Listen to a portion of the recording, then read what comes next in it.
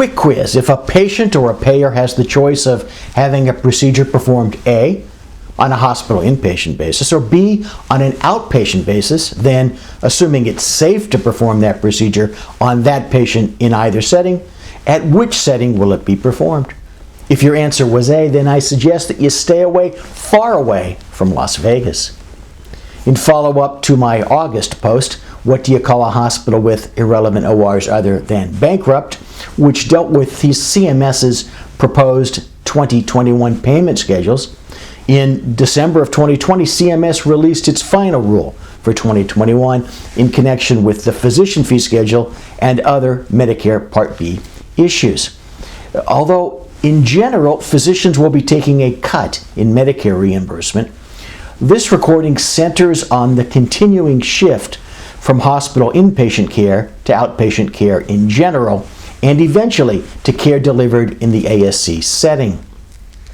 As foreshadowed in its interim pronouncement, CMS announced the addition of over 200 billing codes to the 2021 ASC fee schedule for Medicare, and it's almost a given that private payers will follow the lead.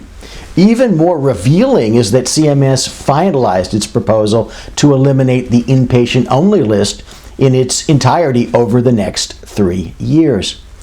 As I stated in the August post, hang on for a second. Can you hear that? Yes, it's the American Hospital Association screaming.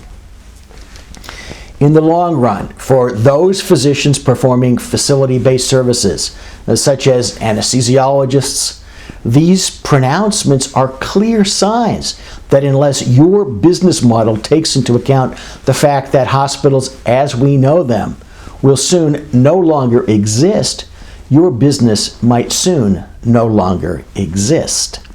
And of course, on the flip side, for all physicians who understand that competing with hospitals on the facility side is becoming easier and easier, it's time to consider ASC development. Either way, let's talk.